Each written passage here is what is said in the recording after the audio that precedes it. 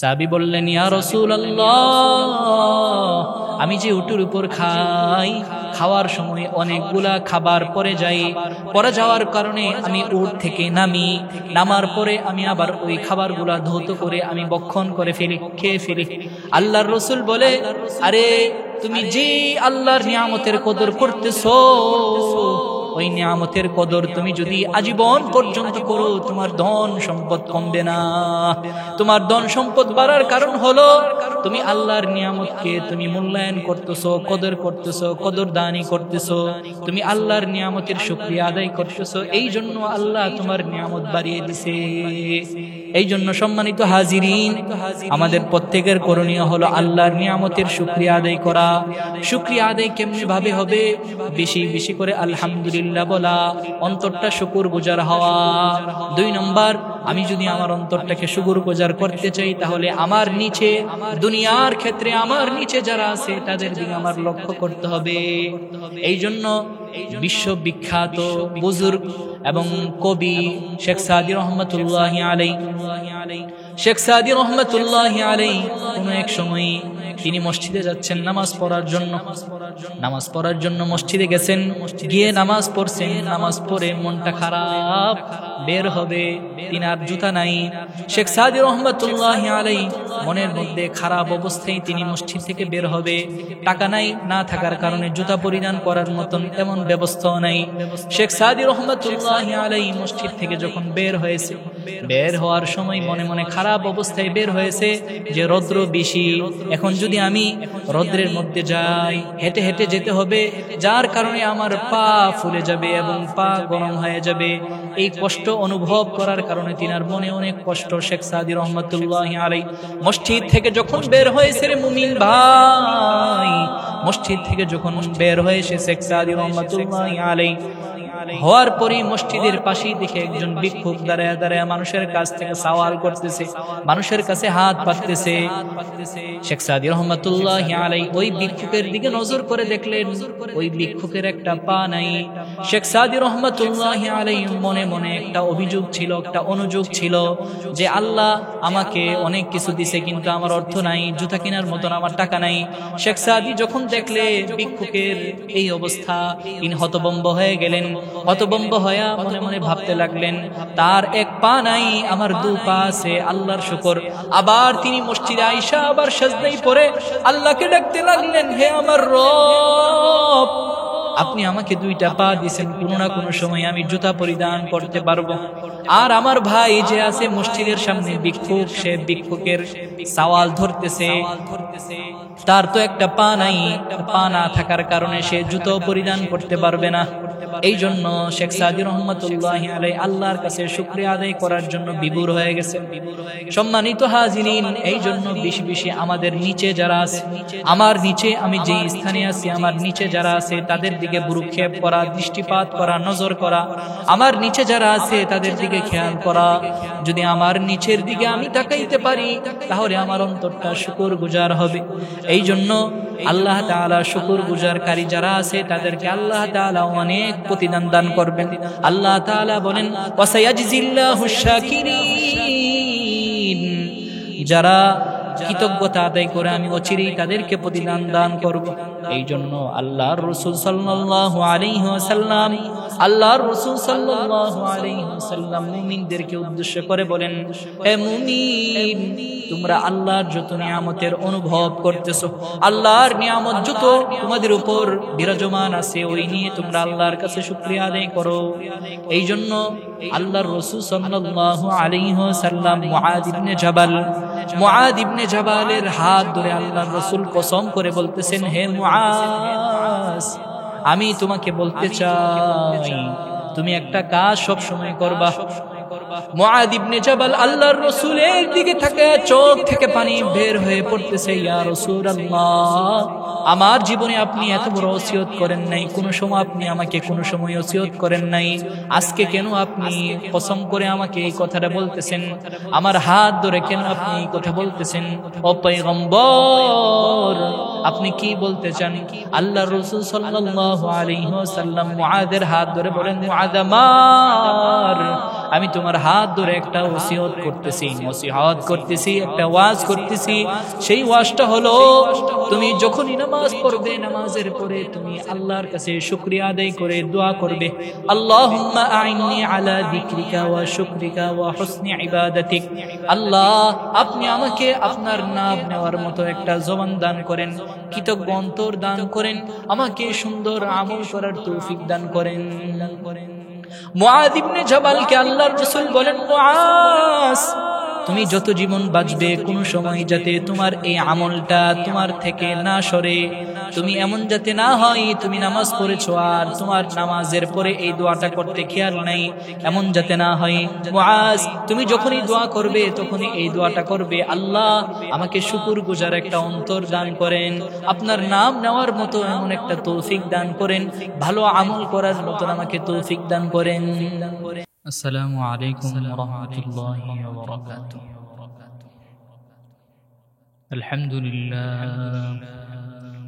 আলহামদুলিল্লাহ নাহমাদুহু ওয়া নাস্তাঈনুহু ওয়া নাস্তাগফিরুহু ওয়া নু'মিনু বিহি ওয়া নাতাওয়াক্কালু আলাইহি ওয়া না'উযু বিল্লাহি মিন শুরুরি আনফুসিনা ওয়া মিন সাইয়্যাতি আ'মালিনা।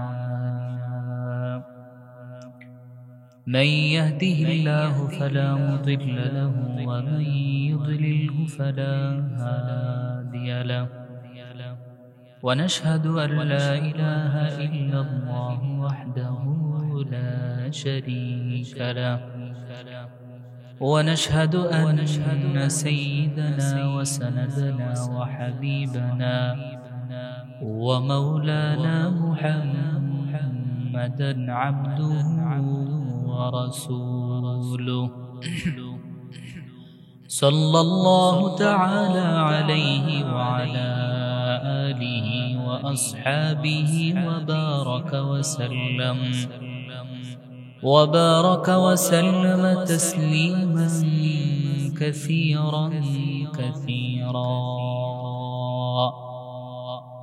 الذي أرسله الله تعالى بالحق بشيرا ونذيرا وداعيا إلى الله بإذنه وسراجا منيرا. أما بعد، فأعوذ بالله من الشيطان الرجيم. بسم الله الرحمن الرحيم. فأما بنعمة ربك فحدث. وقال آية أخرى: وإن تعدوا نعمة الله لا تحصوها. وقال النبي صلى الله عليه وسلم: أربع من أوطيتهن فقد أوطي خير الدنيا وما فيها.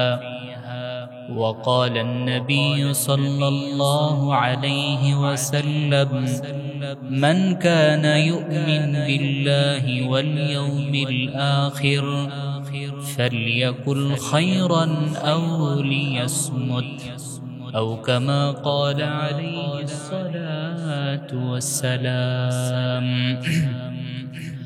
صدق الله مولانا العظيم، وصدق رسوله النبي الكريم، ونحن على ذلك لمن الشاهدين والشاكرين، والحمد لله رب العالمين. اللهم صل على محمد وعلى آل محمد كما صليت على إبراهيم وعلى آل إبراهيم إنك حميد مجيد.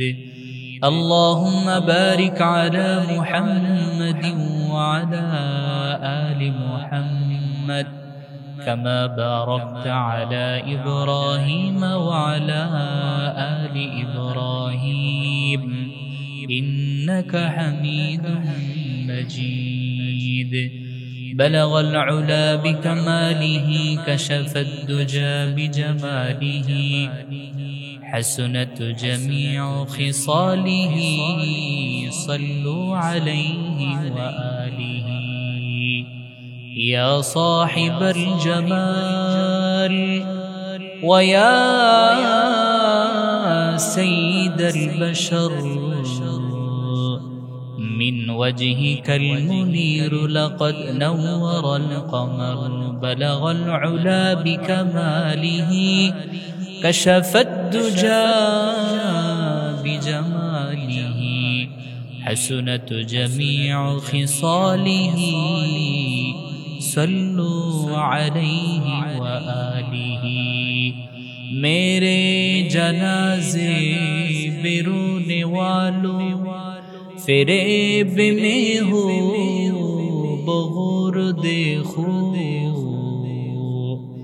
मरा नहीं हो हमें नबी में लिबास हस्ती बदल गया है बलगल उला बिकमालिही कशफत दुजा बिजमालिही हसनत जमीअ खिसालिही सल्लु अलैहि व आलिही اللهم رب السماوات وما أضللن ورب الأرضين وما أقللن ورب الشياطين وما أضللن إني أسألك خير هذه القرية وخير ما فيها وخير أهلها وأعوذ بك من شرها وشر ما فيها وشر أهلها اللهم ارزقنا جناحا وحببنا إلى أهلها وحبب صالح أهلها إلينا مولاي صل وسلم دائما أبدا مولاي صل وسلم دائما أبدا على خير الخلق كلهم الحمد لمن قدر خيرا وخبالا والشكر لمن صور حسنا وجمالا والشكر لمن صور حسنا وجمالا فرد صمد عن صفة الخلق بريء رب أزلي خلق الخلق كمالا رب أزلي خلق الخلق كمالا لا زد ولا ند ولا حد لمولاه لا زد ولا ند ولا حد لمولاه الآن كما كان ولم يلق زوالا الآن كما كان ولم يلق زوالا الأول والآخر والظاهر حقا الأول والآخر والظاهر حقا والباطن مولاي ولا قيل وقالا والباطن مولاي ولا قيل وقالا الحمد لله আল্লাহ রব্বুল আলামিনের কাছে অসংখ্য অগণিত শুকর যে মহান রব্বুল আলামিন এক জুমা থেকে অন্য জুমা পর্যন্ত আমাদেরকে মসজিদে আসার বসার তৌফিক দান করেছেন। সেই জন্য অন্তঃস্থল থেকে আনন্দে চিত্তে আকাশ বাতাস মুখরিত করে রাতের আওয়াজকে নিস্তব্ধ ভঙ্গ করে সমসুরে সমকণ্ঠে উচ্চ আওয়াজে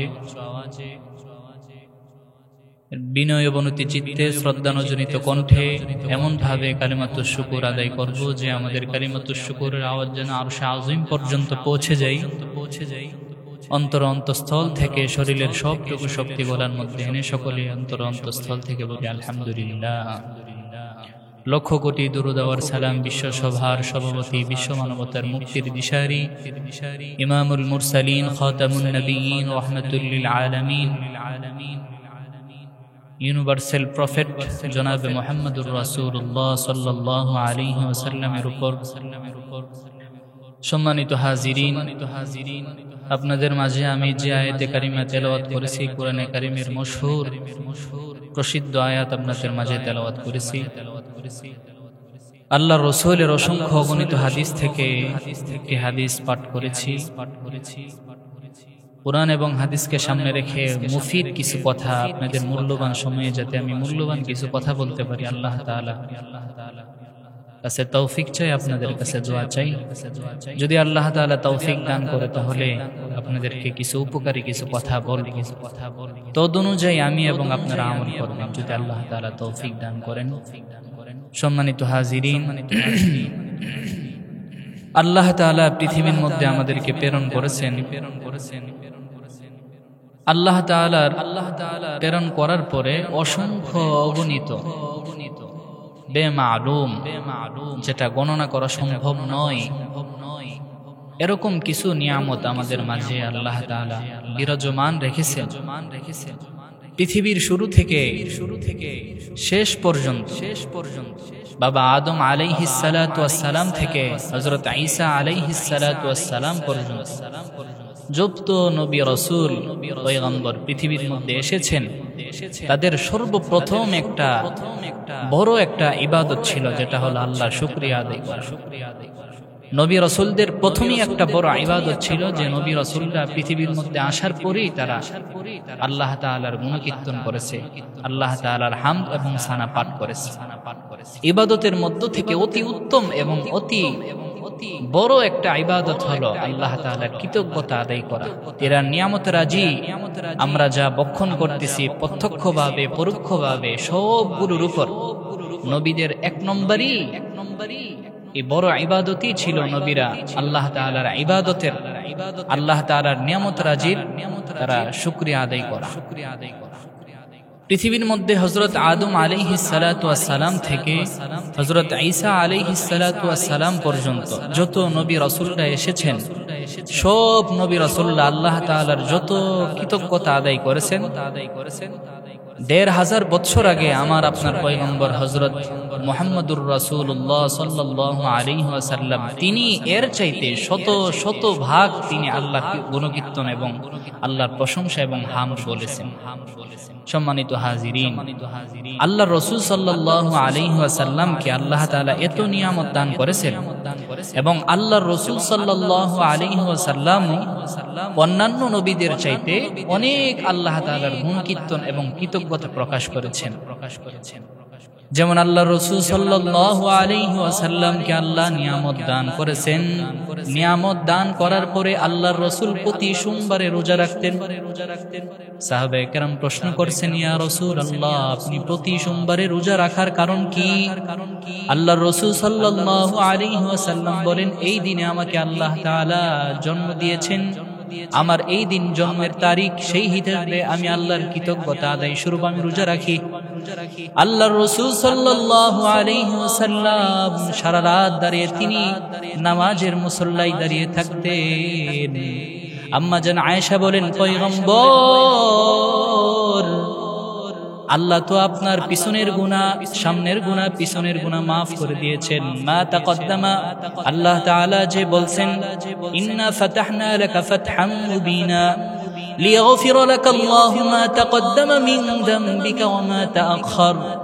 ইয়া পয়গম্বর, হে পয়গম্বর, আল্লাহ না কোরআনে কারিমের মধ্যে বলছে আপনার ভবিষ্যতের গুনাহ, অতীতের গুনাহ আল্লাহ মাফ করে দিয়েছেন, তারপরেও আপনি কেন সারা রাত দাঁড়িয়ে দাঁড়িয়ে নামাজ পড়েন? পয়গম্বর, আল্লাহর রাসূল বলেন, আফালা আকুনা আবদান শাকুরা, আমি কি আল্লাহ তাআলার কৃতজ্ঞ বান্দা হতে পারবো না? আল্লাহ যে আমাকে এত নিয়ামত দিয়েছেন, এই শুকরিয়া আদায়ার্থে আমি সারা রাত নামাজ পড়ি। এর উম্মতের দল, আল্লাহর রাসূল যদি এত কৃতজ্ঞতা আদায় করে, তাহলে আমি রাসূলের উম্মত আমার কি পরিমাণ কৃতজ্ঞতা আদায় করতে হবে? মুফাসসিরিনে কেরাম বলেন যে পৃথিবীর মধ্যে যত পয়গম্বর আলাইহিস সালাতু ওয়াস সালাম আসছেন তাদের প্রথমেই কাজ ছিল তারা আল্লাহ তাআলার গুণ কীর্তন করা। যেমন মুফাসসিরিনে কেরাম বলছেন, ইন্নাল হামদা ওয়াশ শুকরা ইবাদাতুল আউয়ালিন ওয়াল আখিরিন ওয়া ইবাদাতুল মালায়েকা ওয়া ইবাদাতুল আম্বিয়া وعبادة أهل السماوات والأرض وعبادة أهل الجنة। পৃথিবীর মধ্যে যত মানুষ আসছেন, আউয়ালিন আখিরিন, পূর্ববর্তী পরবর্তী সব মানুষরা প্রথমেই কাজ ছিল তারা আল্লাহর কৃতজ্ঞতা আদায় করা। শুধু তাই নয় রে মুমিন, শুধু তাই নয়, আসমানে যত ফেরেশতা আছে সব ফেরেশতাদের কাজই হলো আল্লাহর গুণকীর্তন করা, তিনার নিয়ামত রাজির উপলব্ধি করে তিনার শুকরিয়া আদায় করা। যেমন ফেরেশতারা আল্লাহর কাছে বলে, নাহনু নুসাব্বিহু বিহামদিকা ওয়া নুকদ্দিসু লাক ক্বালা ইন্নী আ'লামু মা লা তা'লামুন। আকাশে যত ফেরেশতা আছে সব ফেরেশতা আকাশবাসীর প্রথম কর্তব্যই ছিল তারা আল্লাহর শুকরিয়া আদায় করা। জগৎবাসীর প্রথমেই কর্তব্য হলো আল্লাহর শুকরিয়া আদায় করা। তাই নয়, শুধু শুকরিয়া আদায় করা আকাশবাসীর কোনো কর্তব্য নয়। শুধু আকাশবাসী আল্লাহর গুণ কীর্তন প্রকাশ করে না, জগৎবাসী করে না, বরং আকাশের সব ফেরেশতা আল্লাহর গুণ কীর্তন করে। ওয়া ইবাদাতুল মালায়েকা, এত বড় একটা ইবাদত যে ইবাদতটা আল্লাহর কাছে অতি পছন্দনীয়। শুকরিয়া আদায় করা এটা আল্লাহর কাছে অনেক পছন্দনীয়, কারণ শুকরিয়া আদায় করলে আল্লাহ বাড়ায় দেয়, আল্লাহ কমায় দেয় না। তোমার যতটুকু আছে তা নিয়ে তুমি শুকরিয়া আদায় করো, আল্লাহ তোমার শুকরিয়া করার কারণে তোমার নিয়ামত বাড়িয়ে দিবে। ওয়া ইন তাউদ্দু নি'মাতাল্লাহি লা তুহসুহা, যতই তুমি আল্লাহর নিয়ামতের কৃতজ্ঞতা আদায় করো আর গণনা করো, গণনা করেই শেষ করতে পারবা না। তাহলে বোঝা গেল আকাশের সব ফেরেশতারা আল্লাহ তাআলার গুণ কীর্তন করে। শুধু তাই নয়, ওয়া ইবাদাতুল আম্বিয়া, আম্বিয়া কেরাম পর্যন্ত প্রথম আল্লাহর গুণ কীর্তন করেছে। শুধু আম্বিয়া কেরাম নয়, আল্লাহ তাআলার গুণ কীর্তন শুধু আম্বিয়া কেরাম বলেন নাই। শুধু আম্বিয়া কেরাম নয়, জান্নাতে যখন জান্নাতীরা যাবে তখনও বলবে ক্বালু হামদুলিল্লাহি রাব্বিল আলামিন। জান্নাতীরা যখন জান্নাতে যাবে তখন তাদের প্রথম শব্দটাই হবে আলহামদুলিল্লাহ, সমস্ত প্রশংসা আল্লাহ আপনার জন্য। কারণ দুনিয়াতে আমরা ইবাদত করেছি, ইবাদতের মাধ্যমে জান্নাত পাওয়া সম্ভব নয়। আপনি যে আমাদেরকে জান্নাত দিয়েছেন একমাত্র আপনার অনুগ্রহ এবং দয়া এবং কৃপা, এই জন্য আমরা জান্নাত পেয়েছি। জান্নাতীরা যখন জান্নাতে যাবে, আল্লাহর সাথে যখন সাক্ষাৎ করবে রে মুমিন, জান্নাতীরা যখন জান্নাতে যাবে তখন আল্লাহর প্রশংসা করবে, আল্লাহর নিয়ামতের শুকরিয়া আদায় করবে। আবার যখন জান্নাতীরা জান্নাতে যাবে, জান্নাতে যাওয়ার পর জান্নাতীদের শেষ কথাও এটা হবে, ওয়া আখির দাওয়াহুম আনিল হামদুলিল্লাহি রাব্বিল আলামিন। জান্নাতীরা যখন জান্নাতে কথা শেষ হয়ে যাবে তখন তারা বলবে সমস্ত প্রশংসা আল্লাহ তাআলা আপনার। জান্নাতীরা যখন জান্নাতে যাবে সব নিয়ামত পাবে, কিন্তু একটা নিয়ামত যখন তারা পাবে না, তারা আল্লাহর কাছে বলবে, হে মালিক, আমরা সব নিয়ামত পেয়েছি কিন্তু একটা নিয়ামত থেকে আমরা বঞ্চিত। সব নিয়ামত পাওয়ার পরও আমরা কিন্তু ভরপুর হই নাই, আমাদের মনের চাহাত কমে নাই। আমাদের একটা চাহাত আছে, আমাদের একটা আশা আছে, আকাঙ্ক্ষা আছে। আল্লাহ বলবেন সেটা কি?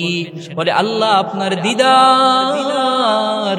আপনার দিদার আপনাকে আমরা দেখতে চাই। দুনিয়ার সব নিয়ামত আমরা উপভোগ করেছি কিন্তু আপনার মতন নিয়ামত আমরা পেতে চাই। জান্নাতে যত নিয়ামত আমরা পাবো তারপরও আমাদের নিয়ামত যদি আমরা উপভোগ করি তারপরে আমাদের নিয়ামত শেষ হবে না। একমাত্র শুধুমাত্র কেবলমাত্র আপনার নিয়ামত দেখতে চাই, আপনার ইবাদত দেখতে চাই, আপনাকে আমরা দেখতে চাই, আপনার নজর আপনার দর্শন আমরা অর্জন করতে চাই। জান্নাতে যত হুর আছে, হুরে গিলমান যতগুলাই আছে, এগুলা দেখে আমাদের কোনো লাভ হবে না, এগুলা আমাদের চাহাত না। আপনার দিদার যদি আমরা পাই তাহলে আমাদের আনন্দ হবে। এই জান্নাতীদের লাশ কথা যেটা হবে হবে রে মুমিন, সেটাও হবে আলহামদুলিল্লাহ। ওয়া আখির দাওয়াহুম আনিল হামদুলিল্লাহি রাব্বিল আলামিন। সমস্ত প্রশংসা আল্লাহ আপনার জন্য। এই জন্য সম্মানিত হাজিরিন, আমার আপনার যা কিছু আছে তাই নিয়ে আল্লাহর প্রতি সন্তুষ্ট থাকা। এই জন্য আল্লাহর রাসূল সাল্লাল্লাহু আলাইহি ওয়াসাল্লাম বলছেন, উনজুর ফিদ দুনিয়া ইলা মান আসফালা মিনকুম। তুমি যেই স্থানে আছো, তুমি তোমার নিচের স্থানে, দুনিয়ার ক্ষেত্রে তোমার নিচে যারা আছে তাদের দিকে তুমি লক্ষ্যপাত করো, দৃষ্টিপাত করো, তাহলে তোমার অন্তরটা শুকরগুজার হবে। আল্লাহর রাসূল সাল্লাল্লাহু আলাইহি ওয়াসাল্লাম বলেন, তুমি যদি তোমার অন্তরটাকে শুকরগুজার করতে চাও রে মুমিন ভাই, তুমি যদি তোমার অন্তরটাকে শুকরগুজার করতে চাও, তাহলে 1 নম্বর হলো তুমি বেশি বেশি করে আলহামদুলিল্লাহ বলবা। যেখানেই তুমি থাকো না কেন তুমি আলহামদুলিল্লাহ বলবা। সব হালতে তুমি আলহামদুলিল্লাহ বলবা। আলহামদুলিল্লাহ বলার যদি তোমার একটা মনের চাহাত থাকে, তোমার একটা ইচ্ছা থাকে, তাহলে তোমার অন্তরটা শুকরগুজার অন্তর হবে। এই জন্য আমি যাতে সব কাজের শুরুতে আলহামদুলিল্লাহ বলতে পারি, এই জন্য আল্লাহর কাছে দোয়া করতে হবে। আল্লাহর রাসূল বলেন, ক্বালান নবী সাল্লাল্লাহু আলাইহি ওয়াসাল্লাম, আরবাউন মান উতিয়াতহুন্না ফাকাদ উতিয়া খায়রাদ দুনিয়া ওয়া মা ফিহা। আল্লাহর রাসূল বলেন, কোন মানুষ যখন 4টা জিনিস পেয়ে যায়, কোন মানুষ যখন 4টা জিনিস পেয়ে যায়, তাহলে দুনিয়া এবং আখিরাতের ভালাই সে সব পেয়ে গেল। সুবহানাল্লাহ। এর মধ্যে 1 নম্বর হলো, আল্লাহুম্মা ইন্নী আসআলুকা কলবুন শাকির ওয়া লিসানুন যাকির ওয়া বাদানুন আলা সাবির। আল্লাহর কাছে এটা চাইতে হবে, আল্লাহ আমাকে আপনি একটা শুকরগুজার অন্তর দান করেন। কেমন অন্তর? খেলো আলহামদুলিল্লাহ, না খেও আলহামদুলিল্লাহ, দুঃখে আলহামদুলিল্লাহ, বিপদে আলহামদুলিল্লাহ, নিয়ামতের মধ্যে ভরপুর তারপরও আলহামদুলিল্লাহ। 1 নম্বর হলো, কেউ যদি আল্লাহর কাছে শুকরগুজার একটা অন্তর চাই, তাহলে সে দুনিয়ার মধ্যে সফল কাম, আখিরাতের মধ্যে সফল কাম। 2 নম্বর হলো, 1 নম্বর হলো সে শুকরগুজার অন্তর চাইবে। আল্লাহুম্মা ইন্নী আসআলুকা কলবুন শাকির, শুকরগুজার অন্তর, ওয়া লিসানুন যাকির, জিকির ওয়ালা জবান আল্লাহর কাছে চাইতে হবে। সবার জবান দিয়ে আল্লাহর নাম উচ্চারিত হয় না রে মুমিন, সবার জবান দিয়ে আল্লাহর নাম উচ্চারিত হয় না। আল্লাহর নাম নেওয়ার মতো এমন একটা জবান আল্লাহর কাছে চাইতে হবে। এমনও মানুষ আছে যাদের জবান দিয়ে সপ্তাহ অতিবাহিত হয়ে যায়, তাদের জবান দিয়ে আল্লাহর নাম উচ্চারিত হয় না, আল্লাহর নাম উচ্চারিত হয় না। আল্লাহর নাম নেওয়ার মতো আল্লাহর কাছে এমন একটা জবান চাইতে হবে যে ওয়ালিসানুন যাকির, আল্লাহ আমাকে এমন একটা জবান দান করেন যেই জবানের মাধ্যমে আমি সদা সত্য কথা বলতে পারি। এই জন্য আল্লাহর রাসূল বলে, তুমি তোমার জবানের মাধ্যমে সত্য কথা বলো। ক্বালান নবী সাল্লাল্লাহু আলাইহি ওয়াসাল্লাম, as-sidqu yunji wal kidbu yuhlik। সত্য মানুষকে বিজয় দান করে আর মিথ্যা মানুষকে ধ্বংস করে। আল্লাহর রাসূল সাল্লাল্লাহু আলাইহি ওয়াসাল্লাম বলেন, তুমি যদি সত্য কথা বলতে পারো তাহলে বলো, আর যদি সত্য কথা না বলতে পারো তাহলে তুমি কথা বইলো না। কারণ মুখ এটা অনেক বড় একটা নিয়ামত। অনেক মানুষ আছে যারা কথা বলতে পারে না। বিশ্ব স্বাস্থ্য সংস্থার একটা রিপোর্ট হলো, পৃথিবীর মধ্যে 25,000 মানুষ আছে, পৃথিবীর মধ্যে 25,000 মানুষের বেশি মানুষ তারা বুবা, কথা বলতে পারে না, বাংলাও বলতে পারে না, আরবিও বলতে পারে না, উর্দুও বলতে পারে না, হিন্দিও বলতে পারে না, ইংরেজি বলতে পারে না, তারা একদম বুবা। এই যে আমি আপনি কথা বলতে পারতেছি, এটা আল্লাহর পক্ষ থেকে অনেক বড় একটা নিয়ামত। এই কথা বলা অনেক বড় একটা নিয়ামত। এই নিয়ামতের কদর করা, মুখ দিয়ে যা আসে তা বলা যাবে না, মুখরে কন্ট্রোল করতে হবে। এই জন্য আল্লাহর রাসূল সাল্লাল্লাহু আলাইহি ওয়াসাল্লাম 150 বছর আগে আমাদেরকে একটা কথা বলে গেছেন। সেই কথাটা হলো, উম্মতদেরকে বলে গেছেন, সাহাবীদেরকে বলেছেন, সাহাবারা শুনো, তোমরা যদি 2টা জিনিস আমি রাসূলের কাছে জিম্মাদারি দিতে পারো, আমি রাসূল তোমাদের জন্য জান্নাতের জিম্মাদার হয়ে যাব। আল্লাহর রাসূল বলেন, মা বাইনা রিহিয়াইহি ওয়া মা বাইনা রিজলাইহি আজমালু লাহুল জান্নাহ। তোমাদের মধ্যে চোয়ালের মধ্যে যে বস্তুটা আছে জিহ্বা, এই জিহ্বার যদি তোমরা আমাকে নিয়ন্ত্রণ করতে পারো, এটার যদি জিম্মাদারি দিতে পারো, তাহলে আমি তোমাদেরকে জান্নাতে নেওয়ার জন্য জিম্মাদার হয়ে যাব। দুইটা হলো দুই রানের মধ্যবর্তী যে বস্তুটা আছে, সেটা যদি জিম্মাদারি দিতে পারো, তাহলে আমি রাসূল তোমাদেরকে জান্নাতে নেওয়ার জন্য জিম্মাদার হয়ে যাব। এর মুসলমান ও বাবারা, দিলের কান লাগায় কথাগুলো শোনো। আল্লাহর রাসূল সাল্লাল্লাহু আলাইহি ওয়াসাল্লাম বলেন, জবান অনেক বড় একটা নিয়ামত রে মুমিন। এই জবান যেখানে তেখানে খরচ করা যাবে না, আমার জবানটা কন্ট্রোল করতে হবে। কারণ জবান দিয়ে যাই উচ্চারিত হয় সব কিছু কিন্তু লিপিবদ্ধ হইতেছে। জবান এবং লজ্জাস্থান আমার হেফাজত করতে হবে, এই জবানের কদর করতে হবে। জবান অনেক বড় একটা নিয়ামত রে মুমিন, এই নিয়ামতের মাধ্যমে ভালো কথা বলতে হবে। এই জন্য রাসূল সাল্লাল্লাহু আলাইহি ওয়াসাল্লাম বলেন, মান কানা ইউমিন বিল্লাহি ওয়াল ইয়াউমিল আখির ফালইয়াকুল খায়রান আও লিয়াসমুত। আল্লাহর রাসূল বলেন, কেউ যদি আল্লাহ এবং তার রাসূলের প্রতি, আখিরাতের প্রতি যদি কেউ বিশ্বাস স্থাপন করে, সে যেন ভালো কথা মানুষের মাঝে বলে। আর যদি সে ভালো কথা না বলতে পারে রে মুমিন, সে যাতে আও লিয়াসমুত, সে যাতে চুপ থাকে, কথা না বলে। এই জন্য নিয়ামত অনেক বড়, আল্লাহর নিয়ামত শুকরিয়া আদায় করা শেষ হবে না। কোনো মানুষ যদি চায় আমি আল্লাহর নিয়ামত গণনা করব, পারবে না। পৃথিবীর মধ্যে অনেক গাছপালা আছে, কেউ গাছপালা, যে পরিমাণ গাছপালা আছে সব গাছপালার পাতাগুলা গণনা করা সম্ভব নয়। পৃথিবীর মধ্যে যত আল্লাহ তাআলার পক্ষ থেকে বৃষ্টি বর্ষণ করে, বৃষ্টি বর্ষণ, এই বৃষ্টিটা গণনা করা সম্ভব নয়। আকাশের মধ্যে যে পরিমাণ তারকারাজি আছে, নক্ষত্র আছে, তা গণনা করা সম্ভব নয়, সম্ভব না। যে পরিমাণ আল্লাহর তরফ থেকে বৃষ্টি হয়, মাতার বৃষ্টি হয়, এই বৃষ্টি গণনা করা সম্ভব না। জমিনের মধ্যে অনেক গাছ আছে, সব গাছের পাতা সংখ্যা গণনা করা সম্ভব নয়। মরুভূমি অনেক আছে, মরুভূমির বালুকণা তালিকা করা সম্ভব নয়, সম্ভব না। হ্যাঁ সম্ভব, গণনা করা সম্ভব। আকাশের সমস্ত তারকারাজি, নক্ষত্ররাজি গণনা করা সম্ভব। পৃথিবীর মধ্যে যত গাছপালা আছে সব গাছপালার পাতাগুলা সংখ্যা গণনা করা সম্ভব। আকাশের মধ্যে যত নক্ষত্র আছে সব গণনা করা সম্ভব। আল্লাহ যে বৃষ্টি বর্ষণ করে সব বৃষ্টিগুলা গণনা করা সম্ভব রে মুমিন। মরুভূমির মধ্যে যত বিদ্যমান বালকণা আছে সবগুলার তালিকা সংখ্যা গণনা করা সম্ভব, কিন্তু আল্লাহর নিয়ামত গণনা করা সম্ভব নয়। আল্লাহ সেই কথাই বলেন, ওয়া ইন তাউদ্দু নি'মাতাল্লাহি লা তুহসুহা। আমি আল্লাহর নিয়ামত যদি গণনা করো তা কখনোই শেষ হবে না। এটা যতই গণনা করতে থাকো তারপরেও তুমি শেষ হবে না। আল্লাহর গুণকীর্তন কেমন করবা? আল্লাহ তাআলা কোরআনে কারীমের মধ্যে বলেন, পৃথিবীর সব মানুষ যদি আমার গুণকীর্তন করে তারপরেও আমার গুণকীর্তন করা শেষ হবে না। কুল লাউ কানাল বাহরু মিদাদান লিকালিমাতি রাব্বি লানাফিদাল বাহরু ক্বাবলা আন তানফাদা কালিমাতু রাব্বি ওয়ালাউ জি'না বিমিসলিহি মাদাদা। পৃথিবীর সব গাছগুলোকে যদি কলম বানানো হয়, সমস্ত নদীগুলোকে যদি একত্রিত করে কালি বানানো হয়, পৃথিবীর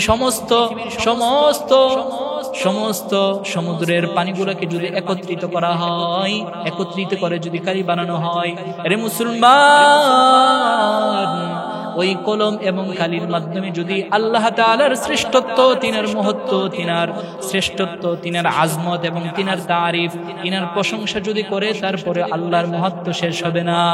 এই জন্য আল্লাহর গুণকীর্তন করতে হবে বেশি বেশি করে। পৃথিবীর মধ্যে আল্লাহ তাআলা যখন বাবা আদম আলাইহিস সালাতু ওয়াস সালামকে প্রথমে যখন সৃষ্টি করেছেন, হাদিসের মধ্যে আসছে, লাম্মা খালাকাল্লাহুল আদম ওয়া নুফিখা ফীহি মির রূহিহি আতা সাআদাতান ফাকালা আলহামদুলিল্লাহ। হাদিসের মধ্যে আসছে, হযরত আদম আলাইহিস সালাতু ওয়াস সালামকে যখন আল্লাহ তাআলা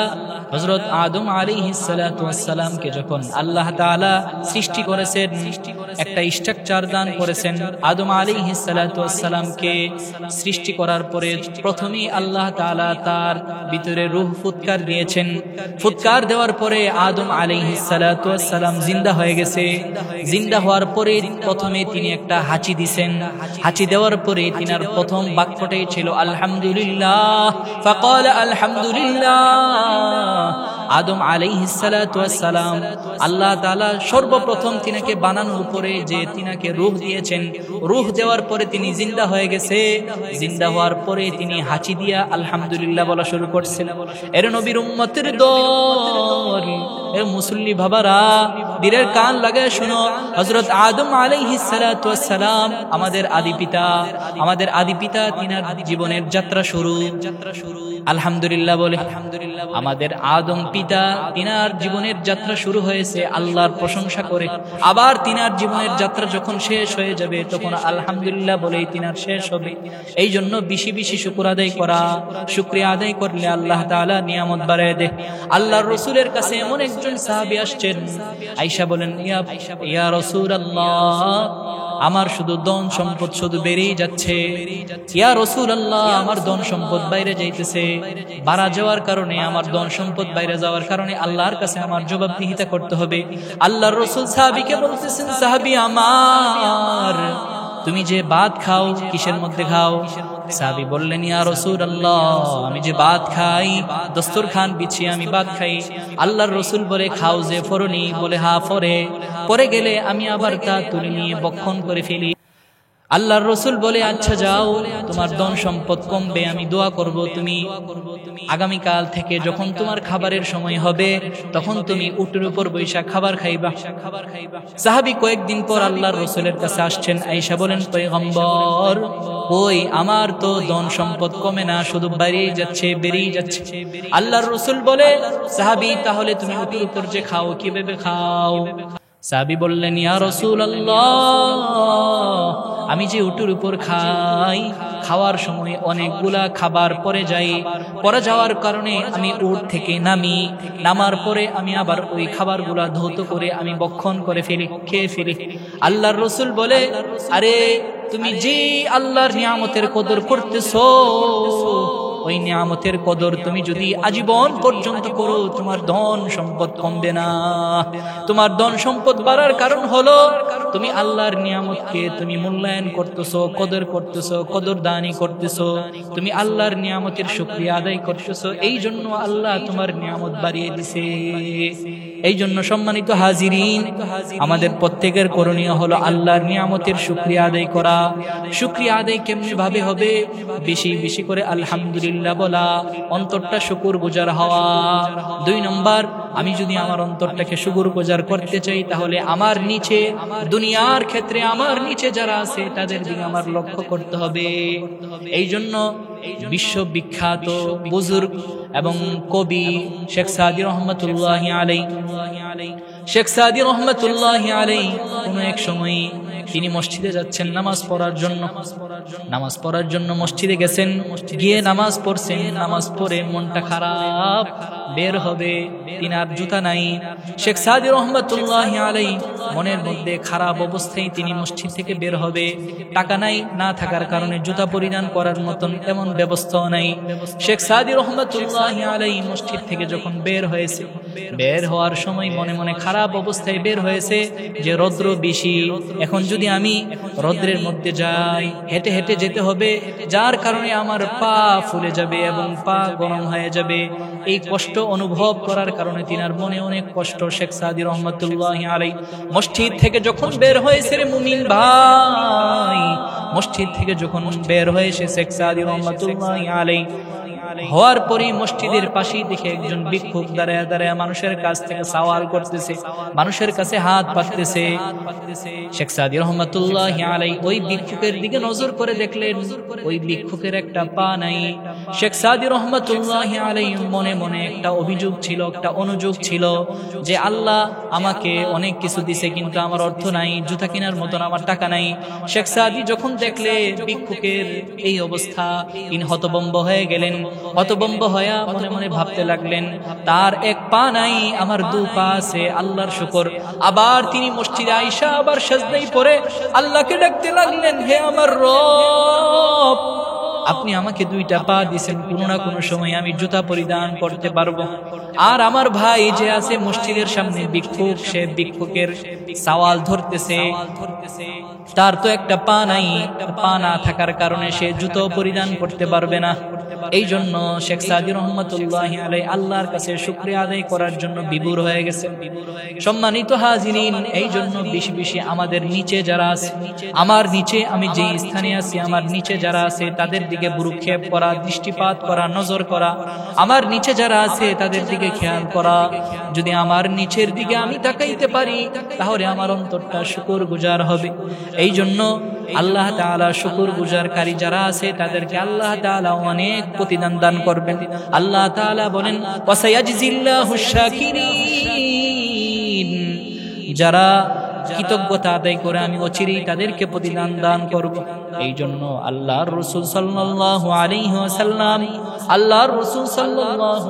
ওয়াসাল্লাম মুমিনদেরকে উদ্দেশ্য করে বলেন, হে মুমিন, তোমরা আল্লাহর যত নিয়ামতের অনুভব করতেছো, আল্লাহর নিয়ামত যত তোমাদের উপর বিরাজমান আছে, ওই নিয়ে তোমরা আল্লাহর কাছে শুকরিয়া আদায় করো।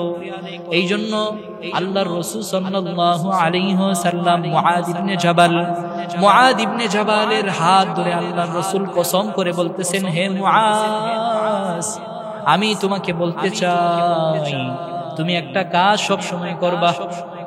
মুআদ ইবনে জাবাল আল্লাহর রাসূলের দিকে তাকায় চোখ থেকে পানি বের হয়ে পড়তেছে, ইয়া রাসূলুল্লাহ, আমার জীবনে আপনি এত বড় ওসিয়ত করেন নাই, কোন সময় আপনি আমাকে কোন সময় ওসিয়ত করেন নাই, আজকে কেন আপনি কসম করে আমাকে এই কথাটা বলতেছেন?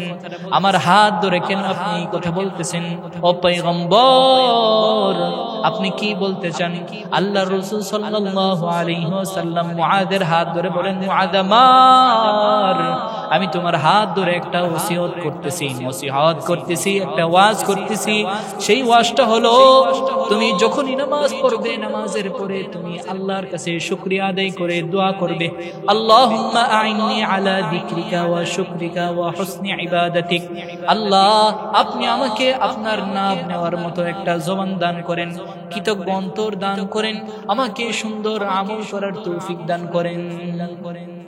মুআদ ইবনে জাবালকে আল্লাহর রাসূল বলেন, মুআজ, তুমি যত জীবন বাঁচবে কোন সময় যাতে তোমার এই আমলটা তোমার থেকে না সরে, তুমি এমন যাতে না হয় তুমি নামাজ পড়েছো আর তোমার নামাজের পরে এই দোয়াটা করতে খেয়াল নাই, এমন যাতে না হয়। মুআজ, তুমি যখনই দোয়া করবে তখনই এই দোয়াটা করবে, আল্লাহ আমাকে শুকরগুজার একটা অন্তর দান করেন, আপনার নাম নেওয়ার মতো এমন একটা তৌফিক দান করেন, ভালো আমল করার মতো আমাকে তৌফিক দান করেন। ভালো আমল, আল্লাহর কাছে ভালো আমলের অনেক বড় দাম।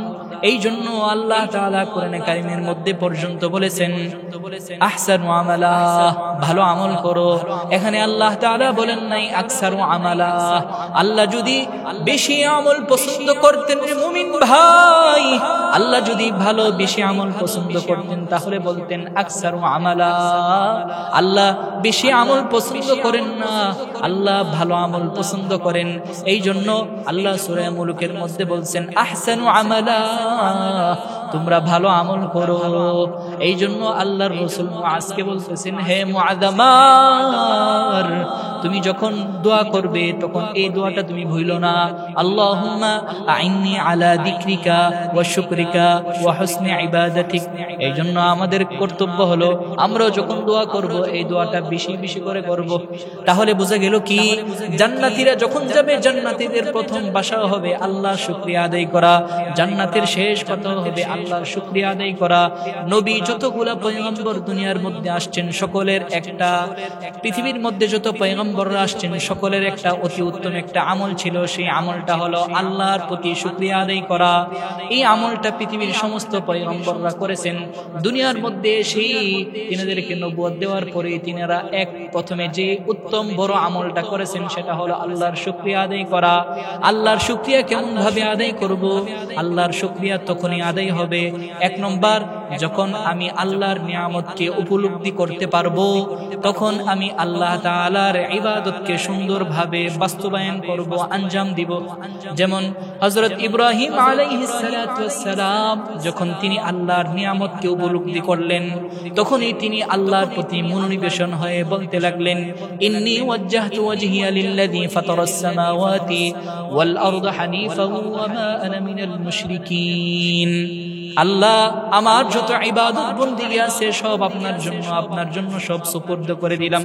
শুধু তাই নয় রে মুসলমান, হযরত ইব্রাহিম আলাইহিস সালাতু ওয়াস সালাম, হযরত ইব্রাহিম আলাইহিস সালাতু ওয়াস সালামের নামাজ, রোজা, ইবাদত বন্দেগী, ইন্না সলাতি ওয়া নুসুকি ওয়া মাহইয়ায়া ওয়া মামাতি লিল্লাহি রাব্বিল আলামিন। হে নবী, আপনি বলে দেন আপনার নামাজ, আপনার ইবাদত, আপনার বন্দেগী, আপনার বেঁচে থাকা, আপনার মরে যাওয়া সব আল্লাহর জন্য। ইব্রাহিম আলাইহিস সালাতু ওয়াস সালাম যখন তিনি আল্লাহর নিয়ামতগুলা তিনি পর্যবেক্ষণ করতে লাগলেন, তখনই তিনি আল্লাহর প্রতি মনোনিবেশন হলেন। শুধু মনোনিবেশন নয়, এক নম্বর কাজ হলো আল্লাহর ইবাদতের মধ্যে মগ্ন হওয়া, এটা শুকর গুজার আদায় করার প্রথম একটা ধাপ। দ্বিতীয় ধাপ হলো আল্লাহর শুকরিয়া আদায় করা। যেমন আল্লাহ বলেন, ফাযকুরুনি আযকুরুকুম ওয়াশকুরুলি ওয়ালা তাকফুরুন। ফাযকুরুনি, তোমরা আমাকে স্মরণ করো, আযকুরুকুম, আমিও তোমাদেরকে স্মরণ রাখবো, ওয়াশকুরুলি, আমার কৃতজ্ঞতা আদায় করো, আমার শুকরিয়া, আমার কৃতজ্ঞতা হও, আমার কৃতজ্ঞ আদায় করো, আমার শুকরিয়া আদায় করো, ওয়ালা তাকফুরুন, আমার অকৃতজ্ঞ হয় না। এই জন্য আল্লাহর রাসূল সাল্লাল্লাহু আলাইহি ওয়াসাল্লামকে আল্লাহ নির্দেশ দিচ্ছেন।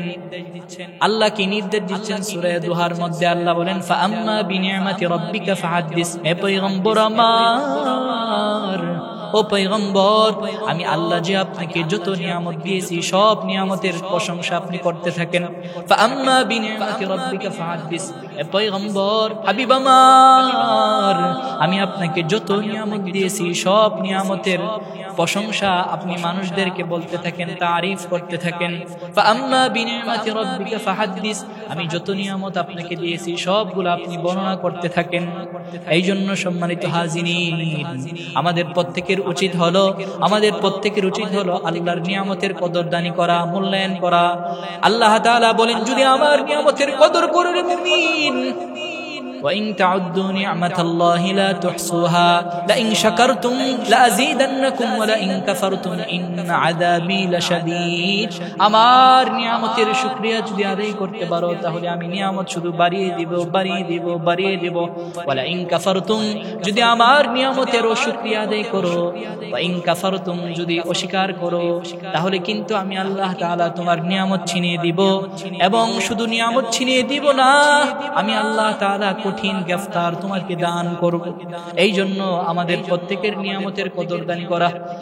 আর যদি নিয়ামতের কদরদানি না করতে পারি ভাই ও মুসল্লি বাবারা, যদি আপনি নিয়ামতের কদরদানি না করতে পারি, তাহলে কিন্তু ময়দানে হাসরে আমাকে আল্লাহ জিজ্ঞাসা করবেন। আল্লাহ তাআলা কিন্তু জিজ্ঞাসা করবেন, কি জিজ্ঞাসা করবেন? যে আমি যে তোমাকে নিয়ামত দিয়েছি, ওই নিয়ামত কি কি দিয়েছি এগুলো সব বলো। আল্লাহ তাআলা কিন্তু হাসর ময়দানে আপনাকে আমাকে জিজ্ঞাসা করবে। কি জিজ্ঞাসা করবে? সবগুলা নিয়ামত সম্পর্কে জিজ্ঞাসা করবে, যে আমি যে তোমাকে এই নিয়ামত দিয়েছি, এই নিয়ামতের শুকরিয়া তুমি কি আদায় করেছো? এই জন্য হাত অনেক বড় একটা নিয়ামত, চোখ অনেক বড় একটা নিয়ামত, জবান অনেক বড় একটা নিয়ামত। এই চোখ দিয়া ভালো কিছু দেখা, এই চোখ দিয়া খারাপ কিছু না দেখা। চোখ যে কত বড় নিয়ামত, যাদের চোখ নাই তারা বুঝে চোখের কত বড় নিয়ামত। এর নবীর উম্মতের দল, চোখ যে কত বড় নিয়ামত, যাদের চোখ নাই তারা বুঝতে পারে চোখ অনেক বড় একটা নিয়ামত। সাহাবায়ে কেরাম সাহাবী হয়েছেন কেন? বলে সাহাবায়ে কেরাম সাহাবী হয়েছেন এর কারণ হলো আল্লাহর রাসূলকে দুই নজরে দেখছেন। সাহাবী কাকে বলে? সাহাবী তাকেই বলে যে আল্লাহর রাসূলকে সরাসরি দেখেছে, ঈমান গ্রহণ করেছে, আবার ঈমান নিয়ে মৃত্যুবরণ করেছে। তাহলে চোখ এত বড় একটা নিয়ামত, চোখে দেখার কারণে আল্লাহর রাসূলের সাহাবায়ে কেরাম সাহাবী হতে পেরেছেন। সাহাবা কাকে বলে? সাহাবা বলা হয় রাসূলকে যে দুই নয়নে দেখেছে, চোখের মাধ্যমে দেখেছে। তাহলে চোখ অনেক বড় একটা নিয়ামত, চোখের কদরদানি করা। আর এই চোখ দিয়ে খারাপ কিছু না দেখা। হযরত আবু বকর সিদ্দিক রাদিয়াল্লাহু রাদিয়াল্লাহু তাআলা আনহুর তিনটা পছন্দনীয় আমল ছিল। এক নম্বর পছন্দনীয় আমল ছিল আল্লাহর রাসূলের জন্য ধন সম্পদ সব খরচ করে দেওয়া। দুই নম্বর আবু বকরের আমল ছিল আল্লাহর রাসূলকে দেখা, আল্লাহর রাসূলকে দেখা। আবু বকরের দ্বিতীয় নম্বর আমল ছিল আল্লাহর রাসূলকে দুই চোখে দেখা। এটা আবু বকরের কাছে অনেক পছন্দনীয় ছিল। এই জন্য আমাদের প্রত্যেকের উচিত হলো বেশি বেশি করে এই চোখের মাধ্যমে ভালো কাজ করা আর এই জবানের মাধ্যমে ভালো কিছু শোনা। মহিলা সাহাবী কিভাবে হয়েছে? মহিলা সাহাবী হয়েছে আল্লাহর রাসূলের কথা শোনার কারণে সাহাবী হতে পেরেছেন। এই জন্য মুখের অনেক বড় একটা কিমত মূল্য আছে। যার তার কথা শোনা যাবে না, যার তার ব্যাপারে কথা বলা যাবে না। এই কথা অনেক বড় একটা মূল্যায়ন, একটা অনেক বড় একটা দামি সম্পদ। সাহাবায়ে কেরামদের বিবিরা তারা যে সাহাবী হয়েছেন, কেন হয়েছেন? রাসূলের কথা শোনার কারণে। কথার অনেক বড় মূল্য। আল্লাহর রাসূল সাল্লাল্লাহু আলাইহি ওয়াসাল্লামকে দেখা এটা আবু বকরের কাছে অনেক প্রিয় ছিল। আন-নাজরু ওয়াজহি রাসূলিল্লাহ। আবু বকর বলেন, আমি আমার দুই চোখের মাধ্যমে রাসূলকে দেখা, এটা আমি আবু বকরের কাছে অনেক প্রিয়। এই জন্য বেশি বেশি পরিমাণ আল্লাহর রাসূলের শুকরিয়া আদায় করা, আল্লাহ তাআলার শুকরিয়া আদায় করা এবং নেক আমল করার চেষ্টা করা, নিয়ামতের কদরদানি করা। নিয়ামত যত আমরা করব, নিয়ামতের শুকরিয়া যতই করব, আল্লাহ তাআলা নিয়ামত বাড়িয়ে দিবে। এবং নিয়ামতের কদরদানি তখনই হবে যখন আল্লাহ আমাদেরকে যা যা নিয়ামত দিয়েছেন ওই নিয়ামতগুলা আমরা যদি বাস্তবায়ন করি, আল্লাহর ইবাদতে মগ্ন থাকি, তখনই নিয়ামতের পূর্ণাঙ্গ মুফিদ এবং পূর্ণাঙ্গ ফায়দা হবে। আল্লাহ রাব্বুল আলামিন কথাগুলো বোঝার এবং আমল করার তৌফিক দান করুন।